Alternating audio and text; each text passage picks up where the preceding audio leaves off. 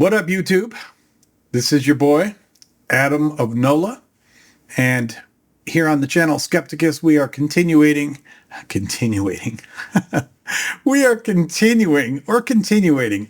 whatever you prefer. We are continuing with our flagship series, which is God-Free Bible Study, because that's the only kind of Bible study that you should really think about, is the God-free type.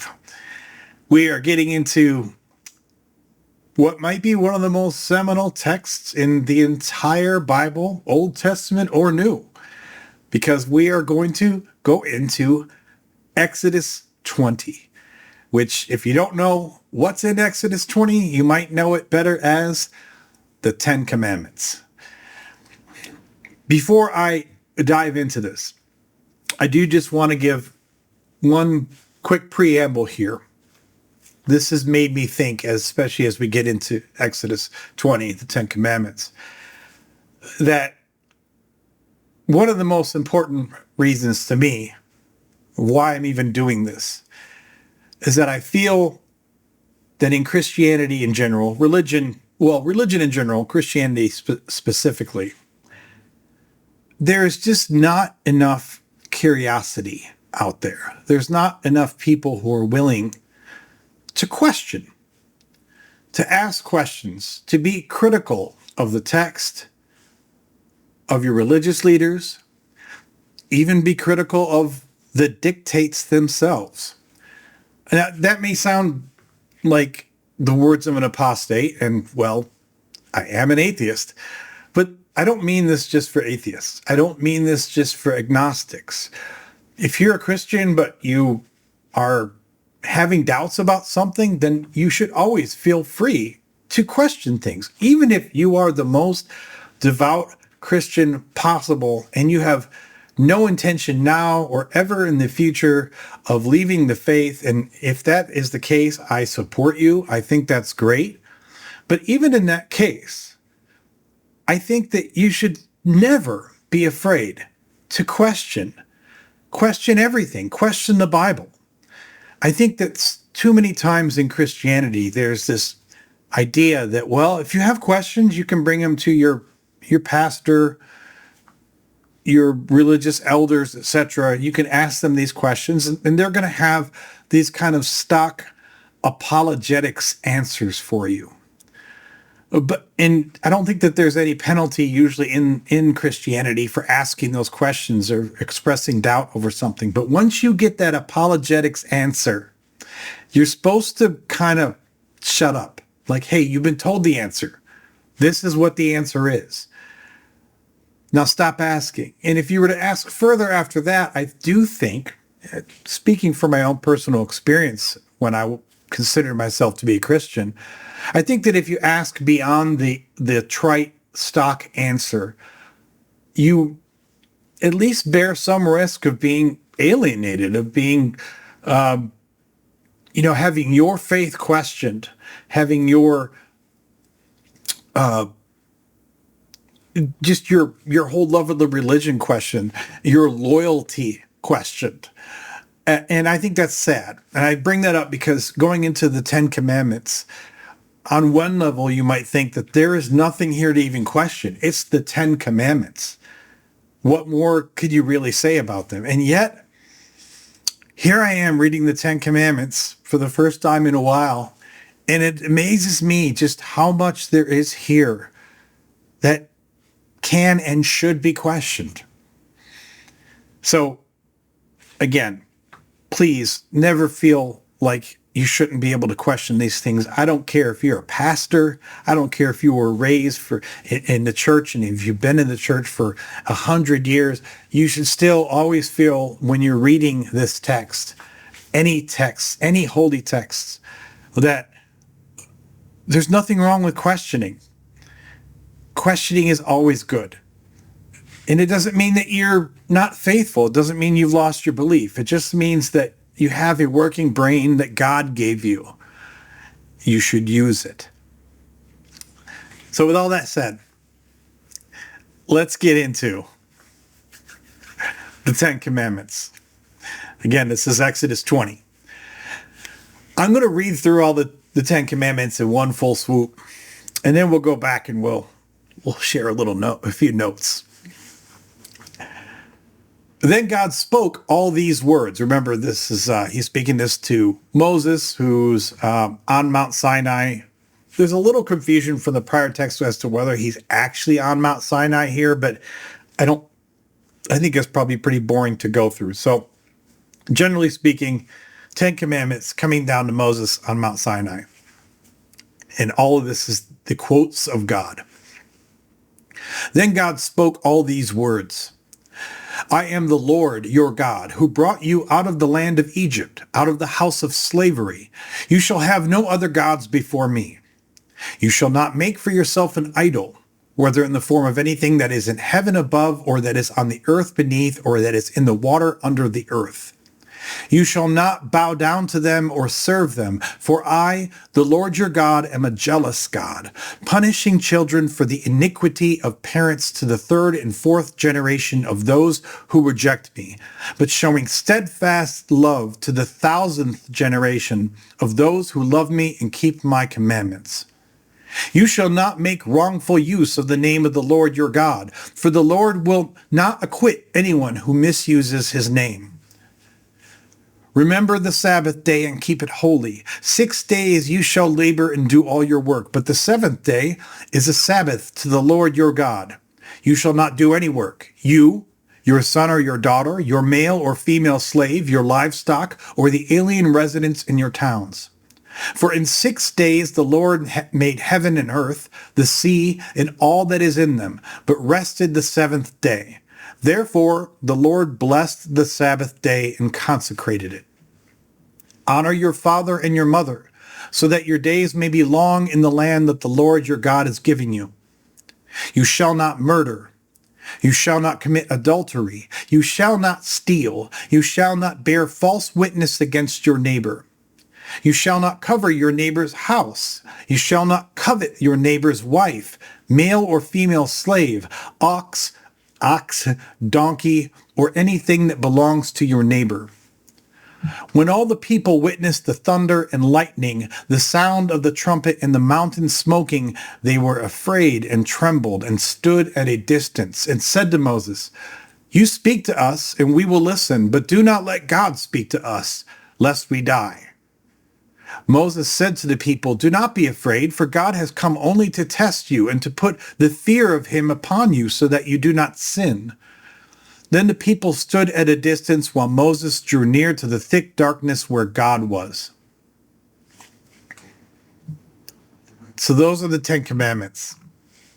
Like I said, I kind of plowed through those here. So before I get into any specifics of the text, there is one thing that really struck me as I'm reading it this time, which is that this is Exodus. It is only the second book of the Bible, but in terms of chronology, this is not anywhere near the creation. Okay, we are more than 1,000 years apparently beyond Adam and Eve. So my point is that there's been a lot of history, even biblical history, or if you're a fundamentalist, all the history there ever is. But there's been a lot of history here that's happened, and this is one of the first times, if not maybe the first time, that we've received anything from God that is a specific set of rules for how you are to live your life. Now, he has laid out other specific edicts. You know, he told Noah, build the ark and build it this way, and you're going to make it this many cubits and those many cubits, and you're going to use gopher wood and blah, blah, blah. Okay. And with others, Abraham, he told him to go sacrifice his son, even though he stopped him at the last second. Yay. With Moses now, he's been giving him all these very specific instructions as to how to deal with Pharaoh and how to deal with the people, etc. And there were a few things said a few chapters ago with regard to redeeming your firstborn oxen and your firstborn children, etc. But for the most part, there has been no set of basic laws handed down by God, at least not in the text up until this point. And like I said, if you may think, well, this is very early. This is the second book of the Bible, but chronologically speaking, this is not very early. So it feels very strange to me that his people in his history is one that was essentially, officially at least, lawless until this time. I'm not trying to say that God had no preferences for your behavior.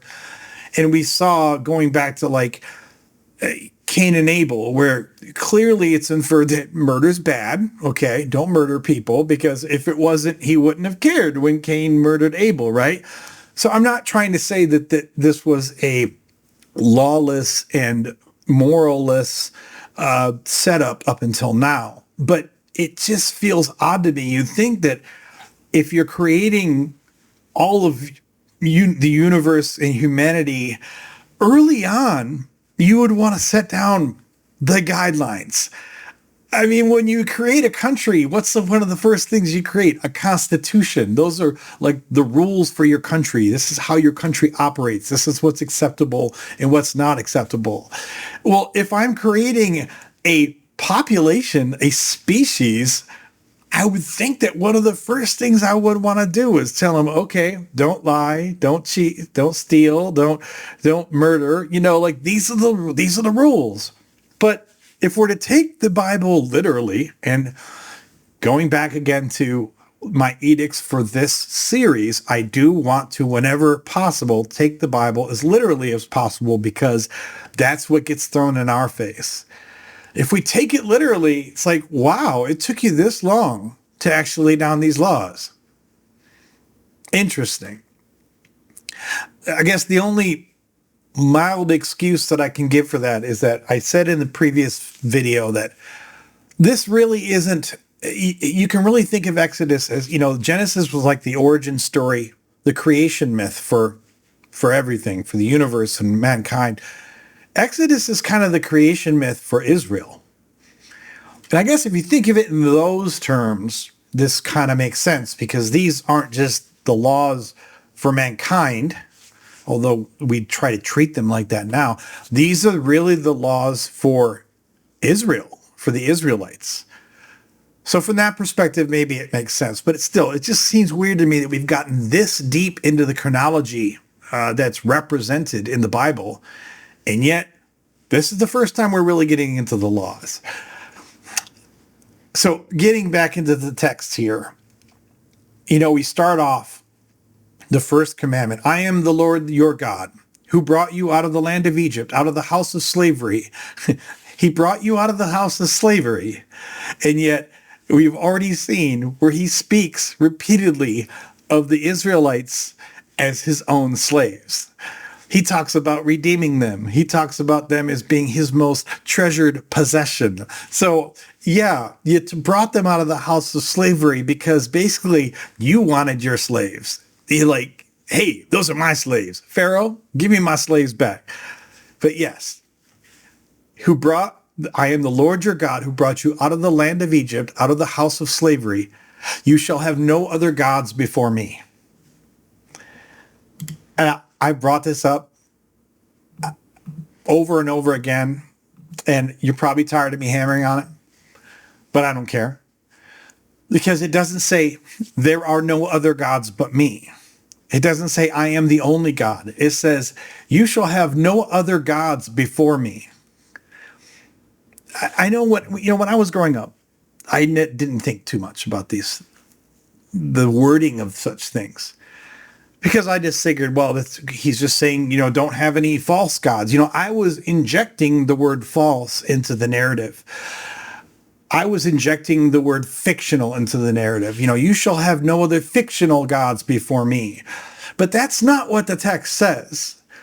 And over again, we've seen in the text where there are explicit references to a pantheon, which is the scholars would call the divine council, like back in the Genesis books or chapters. And even now he talks about essentially this pissing match he's in against the gods of Egypt, and how this really is a God who speaks in terms of there being other gods. Now, I want to go off and do a little side note here. I talked before about the Tetragrammaton in a couple videos ago. And I brought this up because every time we see Lord with the all caps, like the large L, but the small capital O-R-D, that is a reference to what was in the original Hebrew text, which is the Tetragrammaton. The Tetragrammaton, which is just a fancy Greek term for four letters. It's four Hebrew letters, which, depending upon your translation, are YHWH or JHVH. And that's where English speakers get the terms Yahweh or Jehovah. That is the name of God. The name of God is not God. The name of God is not the Lord. There is a name for God. Just like my name is Adam, your name may be Joe or Mary. There is a name for God. Now, you don't typically hear it a lot. I mean, some denominations, like Jehovah's Witnesses, of course, have adopted the name very aggressively. I know, like growing up in my Protestant denominations, we never heard of a name for God. We didn't say Yahweh. We didn't say Jehovah. We just said God, as though God was his name. But that's not actually his name. His name is the Tetragrammaton, which again translates into English roughly as either YHWH or JHVH. If you're wondering why those are the only letters, it's because ancient Hebrew, very ancient Hebrew, apparently didn't have vowels, which is very interesting to me. But nevertheless, that's the name of God. Why am I going down that path again? Why am I beating that dead horse, right? Well, the reason is because when you read a sentence like this, remember I've already said, hey, he's referring to other gods. He's not saying that the other fake gods, the other fictional gods. He's saying you shall have no other gods before me. And it struck me as I was reading the Ten Commandments here as prep for this, that the way that we translate the Tetragrammaton, I think goes a long way towards bolstering this idea in Judaism and Christianity that our God in our monotheistic tradition is the only God, and that the book supposedly backs this up.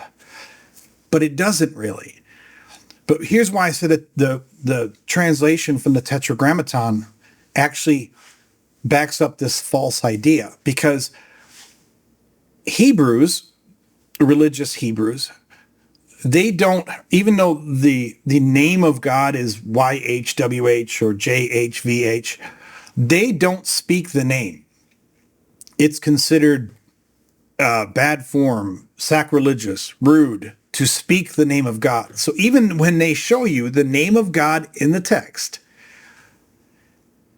they will, when they read it, they will generally say Hashem, I believe, and I'm probably screwing up those pronunciations, but I believe they'll say Hashem, which is Hebrew for the name, or they'll say Adonai, which is Hebrew for Lord or Lords, or they'll say Elohim, which is Hebrew for God or gods. So in other words, they never speak the name. They just they speak it as the Lord or God. But then when we translate it to English, a lot of times we're not thinking about that original name. We're not thinking about the Tetragrammaton. All we're thinking about is that the text says, I am the Lord your God. The Lord your God, aside from being repetitive, because Lord is kind of the same as God, but it also implies that, at least in the context of this conversation, there is only one Lord. It's like if I said to you, I am the woodworker, your carpenter. Again, aside from the fact that woodworker and carpenter are kind of the same thing, it also implies that I am, for the context of this conversation, the worker, the woodworker, the only woodworker, like there are no others. But that's not really what the original text says. The original text has his name. So think about it. Imagine that his name was Chad. Let me just make this really simple. So let's read it again without the polite translations where we we deign not to speak his name because that's sacrilegious. No, let's just read it like it's just his name. I am Chad, your God, who brought you out of the land of Egypt, out of the house of slavery. You shall have no other gods before me. When you say it like that, it doesn't even sound like he is stating for an instant that he is the only God. He's saying, I am Chad, your God. And your God makes so much more sense here. Because again, when I was growing up, I would always think, why does it say, I am the Lord your God? Like those two were kind of the same thing.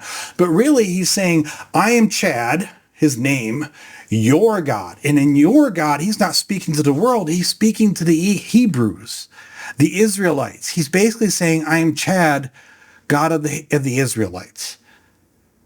He is staking out his territory in the pantheon of gods, in the divine council, or whatever terminology you want to use. I don't say any of these things because I'm trying to tell you that as a Christian or a Jew or a Muslim, you are polytheistic. If you believe that there's only one God in the universe and that you worship him or her or whatever, that is monotheism, okay? So regardless of what the book says, if you believe truly that there is one God and that's who you worship, then you're a monotheist. I'm not trying to tell you you are not what you say you are. But I bring this up here because I think that this continued use of the Lord as a replacement for the tetragrammaton just helps to further this idea that the text supports the idea of there only being one God, when it doesn't do much at all to support that. Anyway, I'll move on from that. But I just think it's interesting, and I dove into that here because this is the Ten Commandments, and this is the first one he gives you. So if this isn't an appropriate time to talk about these gods, I don't know what is. And which is also why I think it's an appropriate time to talk about how the Tetragrammaton kind of gives you this false impression that it's just him up there, when apparently he doesn't even think that. Then he goes into the idols. You should not make for yourself an idol, whether in the form of anything that is in heaven above, or that is on the earth beneath, or that is in the water under the earth. I feel like that's really damning for Christians today. I mean, have you been in a church lately? Any church? Because, I mean, that commandment is pretty locked tight, You shall not make for yourself an idol, whether in the form of anything that is in heaven above, or that is on the earth beneath, or that is in the water under the earth. I used to believe that this commandment was that you should not have false idols. Just as I thought the first commandment was that you shall have no other false gods or fictional gods before me. I also thought that the commandment about idols was that you should not have any idols of false gods. But it doesn't say that. It says you shall not make for yourself an idol. And to be clear, I switched a couple videos ago. I did an intro on this and said I was switching to the NRSV, the New Revised Standard Version. So that's what I'm reading from. This is, according to scholars, is, for an English translation, is the most faithful possible translation to the original text. But it doesn't say don't make false idols. It says you shall not make for yourself an idol in the form of anything that is in heaven above, or that is on the earth beneath, or that is in the water under the earth. That includes idols of God, idols of Jesus. And, we've seen crucifixes, right? You got the cross, and you got Jesus right there on the cross. If that's not an idol, I don't know what is. And you might say, well, Adam, that's Catholics. I'm not Catholic.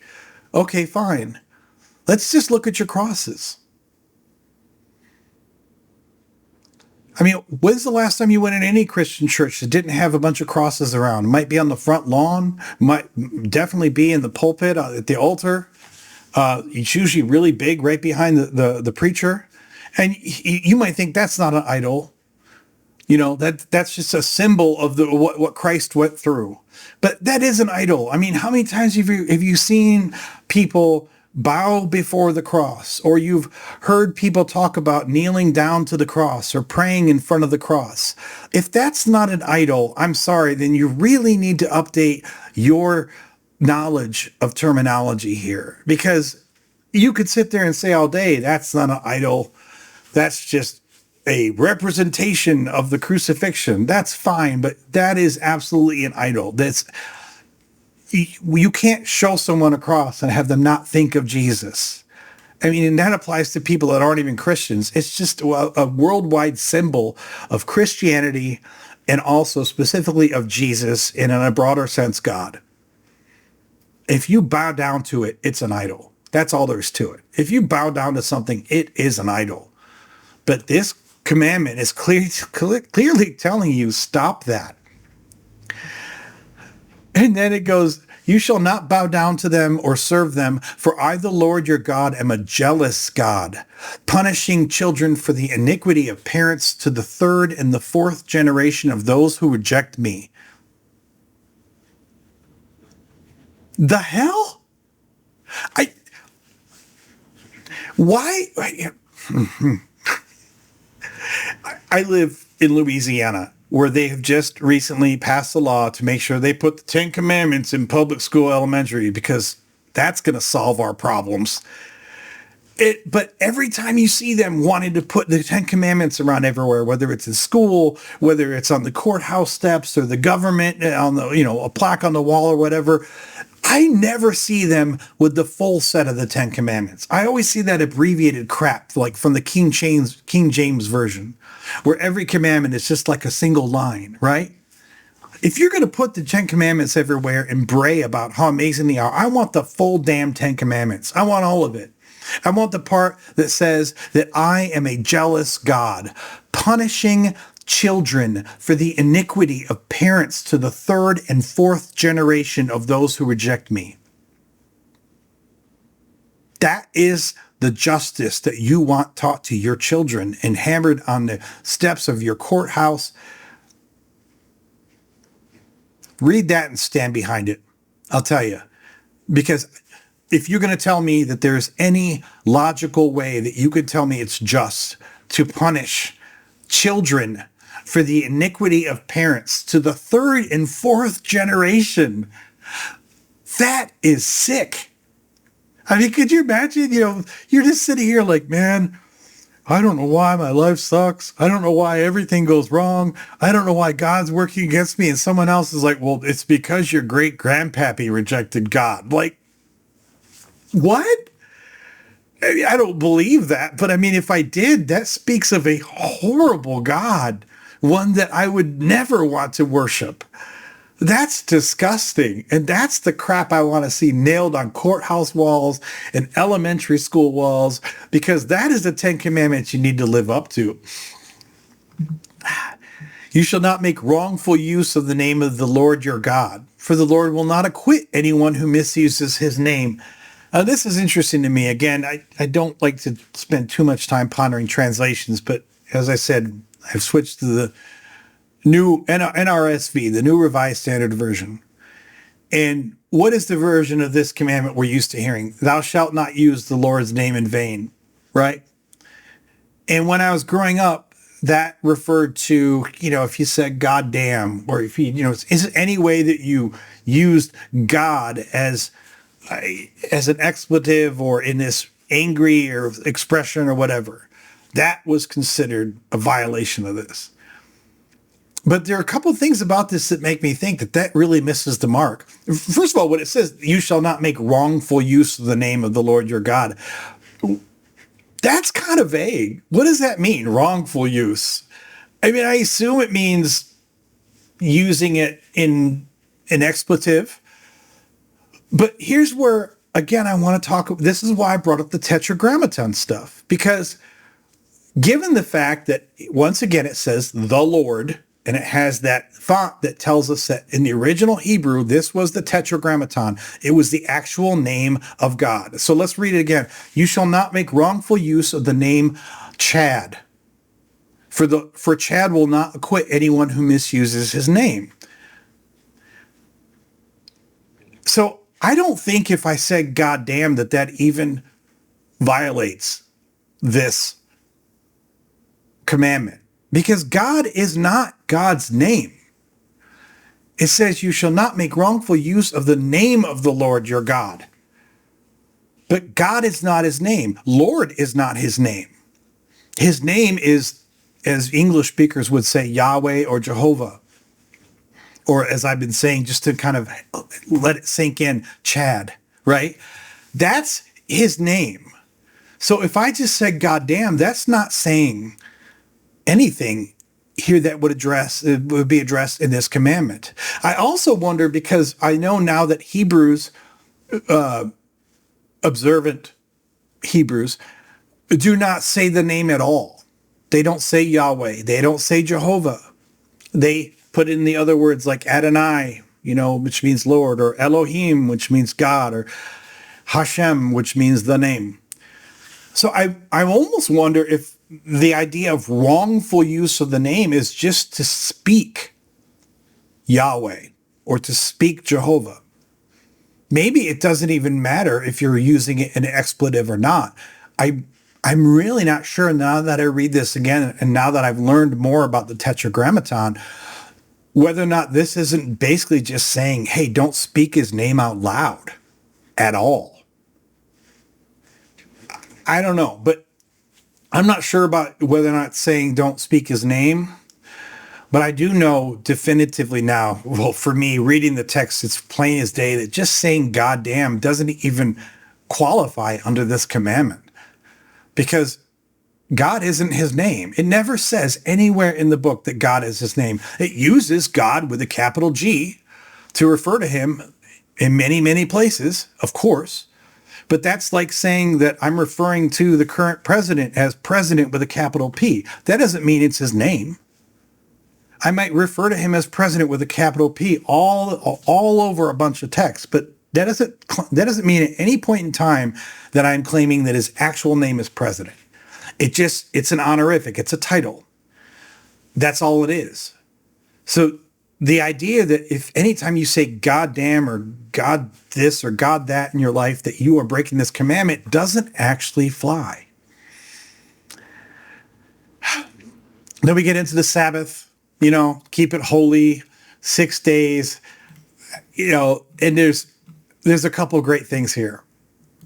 First, I'll start with the one of my favorite ones, which is just that the 7th day is the Sabbath to the Lord your God. You shall not do any work. You, your son or your daughter, your male or female slave, your livestock, or the alien resident in your towns.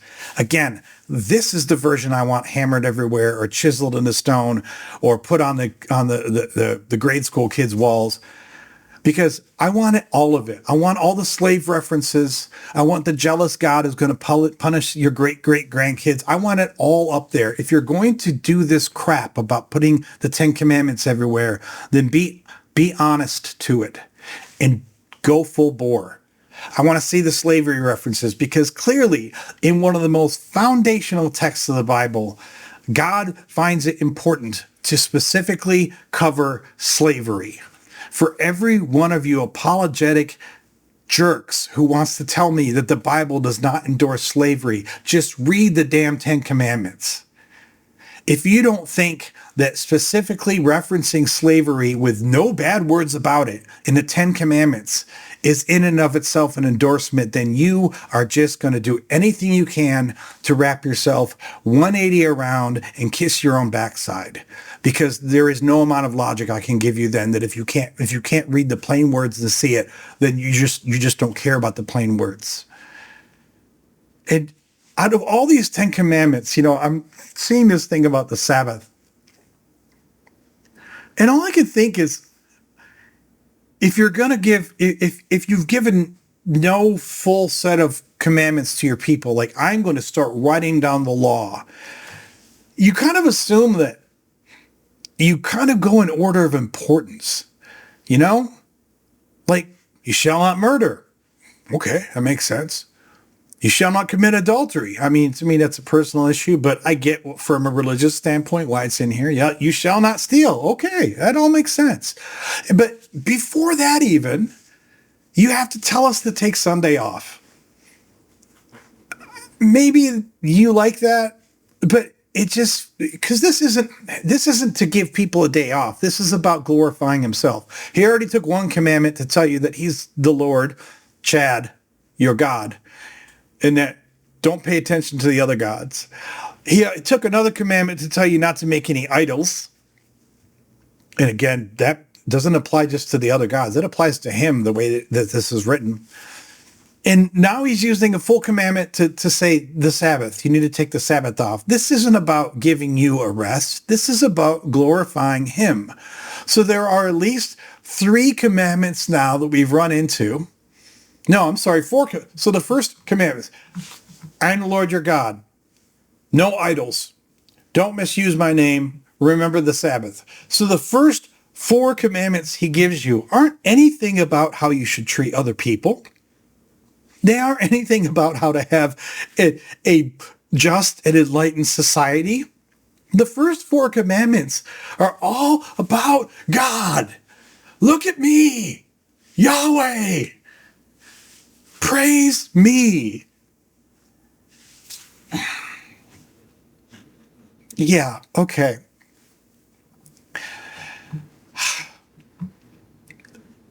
Then we get more slavery. When we jump down, it says, you shall not covet your neighbor's house. You shall not covet your neighbor's wife, male or female slave, ox, donkey, or anything that belongs to your neighbor. Yep.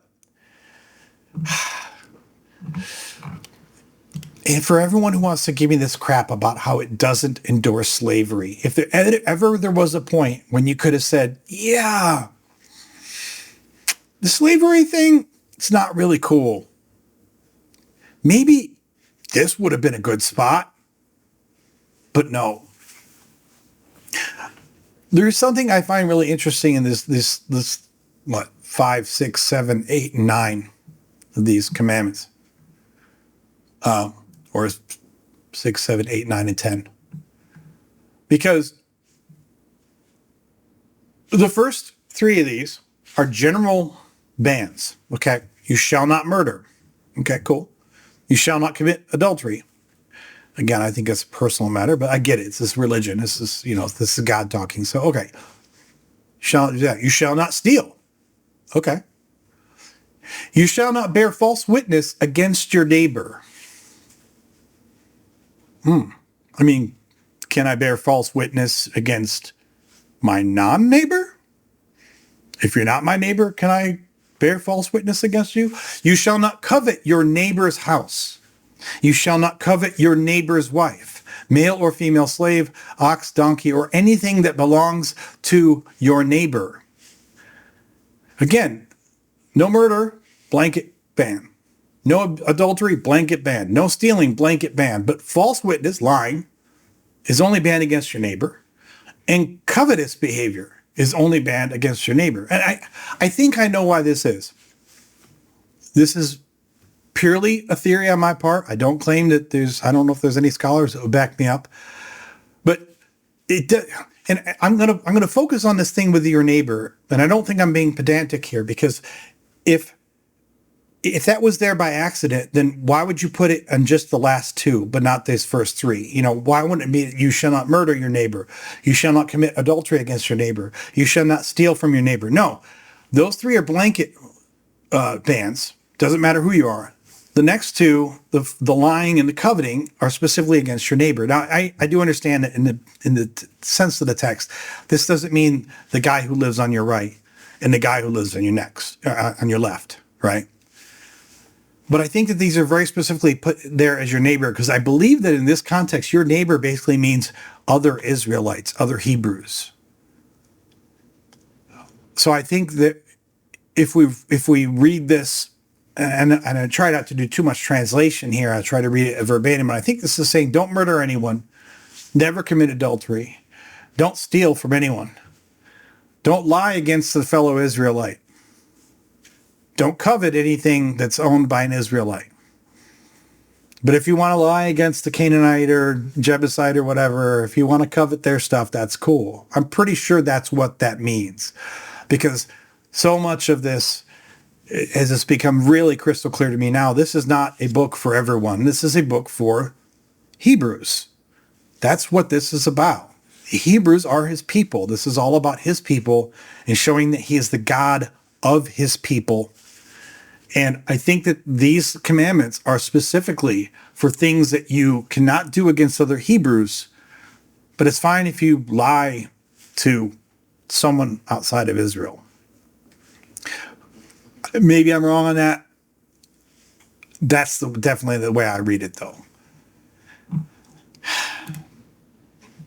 And then finally, this whole thing where he says this stuff and, the people are cowering. And they said to Moses, "You speak to us and we will listen, but do not let God speak to us, lest we die."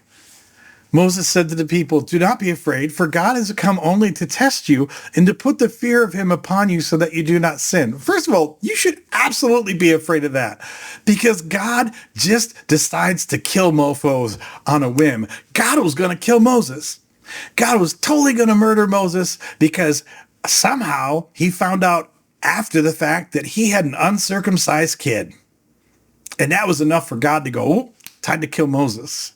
And if he was just about to kill Moses, the rest of you people should absolutely be terrified of this God, because the dude is a little unhinged and he will kill on a moment's notice. So don't give me this crap about, don't worry, he just wants to put the fear of him upon you. Well, yeah, I think they already have the fear of him upon them. That's why they don't want to get any closer. But this also just feels again like the whole con man thing. Remember, we had the whole setup where Moses was basically overworked.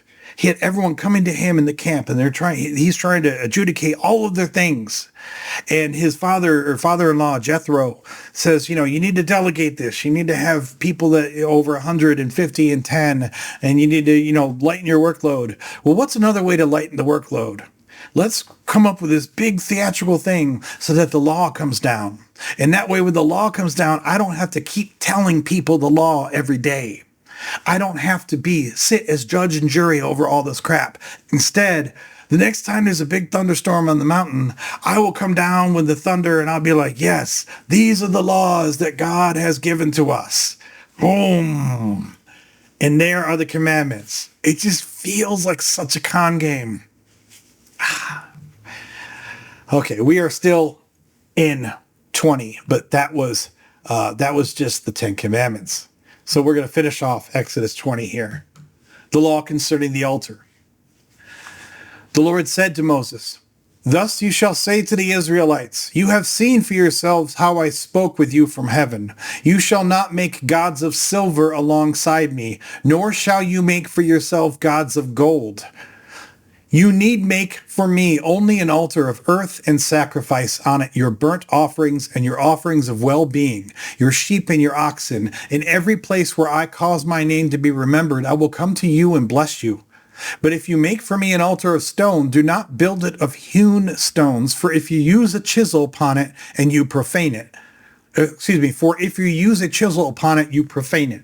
You shall not go up by steps to my altar so that your nakedness may not be exposed on it." This is so weird. The first thing I'm thinking is, he says, "You shall not make gods of silver alongside me, nor shall you make for yourself gods of gold." Wasn't that covered in the 10 commandments? Why is it that as soon as the 10 commandments, we have to immediately follow it up with, "Don't make gods of silver alongside me, nor shall you make for yourself gods of gold"? Are those not idols? That makes no sense to me. And how does using a chisel profane an altar of stone? And just like I said, like the whole idols thing, I think that every church in the world is basically in violation of this, every Christian church. The chiseling of, how many churches have you walked into where at least the floor is stone, tile, especially the older churches in Europe and such. I mean, stone was the building tool of choice for building something that's going to last for eons. Of course the altar is made of stone. Are you going to tell me that no one used a chisel on any of those stones? Come on, man. I mean, if you've seen the pictures of the Jewish temples in Jerusalem and elsewhere, I mean, of course they use chisels on the stones. I mean, how else do you cut stone without a chisel? How does that profane an altar? I don't know. And then the last of this. Oh my gosh. You shall not go up by steps to my altar, so that your nakedness may not be exposed to this. So I guess this confirms that God is an upskirter. He's got to be. Because if you're walking up, you shall not go up by steps to my altar, so that your nakedness may not be exposed on it. He's not saying don't be naked. He's basically saying your robes. I'm going to be looking up your robes. God is looking up at you, even though you think he's in the heavens, but when you walk up the altar, he's all looking up there like, okay, yep. Come on, man. I don't even understand. I mean, I guess, Adam and Eve supposedly brought the shame of nakedness upon us. And I know that came from eating of the tree of the knowledge of good and evil, and God knows about good and evil. So, but it never occurred to me that this shame that Adam and Eve got from nakedness, apparently God shares that shame. I always thought that when we ate from the apple, we were too stupid, and we said, "Oh my gosh, look at us, we're naked." I thought God would have looked down upon us like we were silly. But apparently God shares that shame. God's like, no, you can't be naked. You can't wear robes and walk up the steps of my altar. I'll be looking up at your junk. Like, is he offended if you pray in the shower? Is he offended when you're walking around your house naked? I mean, come on, man. That makes no sense. And again, how many churches have you been into where there's stone steps that lead to an altar? I mean, I know I've seen this before multiple times. I would assume that they just said, yeah, that's stupid. We're not doing that. But I mean, if you really want to follow the letter of the law, I guess you can't do that because God's an upskirter. And he's going to be checking out your junk. You're God the perv, who's ashamed of nakedness. Like, I guess he would just despise a nudist colony. He must think that's the greatest crime against humanity or God or whatever. How juvenile. Our juvenile, petty, pervy God. And this is who we're worshiping. So this is all we're doing today. We're just doing 21 because this alone has gotten us the better part of an hour. I knew there was going to be a lot to talk about here because it's the 10 Commandments. You think it'd be simple, but it really isn't. The last thing I want to mention here about the 10 Commandments is our last thing before we go away. I'm going to pull up here. It is amazing to me how different this is from what I was raised with. Because when I was raised, we had basically, most of us were reading from like the King James Version, right? And the juxtaposition between what I was raised with and what's actually in this text is striking to me. So we would normally read Commandment number 1, thou shalt have no other gods before me. Okay?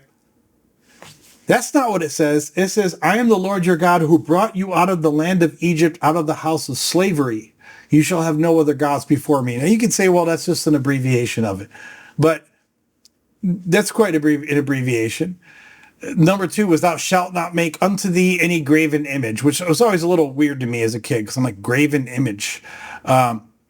And people have read into a lot of graven images. Like if you have fancy cars, and you worship them, if you love your fancy cars, that is a graven image. But the actual text is much simpler, more explicit. It talks about an idol.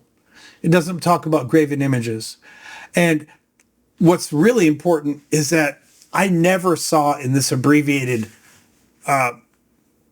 Ten Commandments this whole thing about you shall not bow down to them or serve them, for I, the Lord your God, am a jealous God, punishing children for the iniquity of parents to the third and fourth generation of those who reject me. Where was that in my Ten Commandments? Thou shalt not take the name of the Lord thy God in vain, which again, you know, in the new translation, it says misuse. But the text isn't wrong here, but we always read that to be like, you can't say goddamn, right? Or something like that. This can mean using God's name like a swear word. But first of all, it's not clear from that God is not his name. But God is not his name. Yahweh or Jehovah is his name. Remember the Sabbath day to keep it holy. That's all we got. There wasn't this whole stuff about how your slaves couldn't work and your alien resident in your town couldn't work. Of course, they don't want to put anything in the Bibles about alien residents, do they? Honor thy mother. Thou shalt not kill. I'll get into this in another video, but I really appreciate the fact that the current translation says thou shalt not murder. That's a huge difference. And then like the last one, it says thou shalt not covet. But the whole thing is thou shalt not covet your neighbor's house.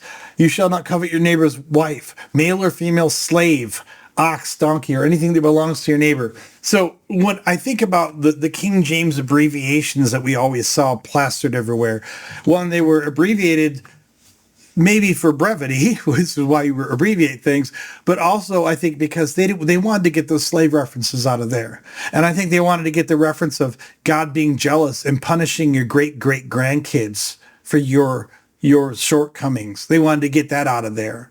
And I think that they wanted to be more careful with these things about your neighbor. It says thou shalt not covet. It doesn't specifically say thou shalt not covet in the King James, this abbreviation. It doesn't talk about your neighbors and your slaves and all that.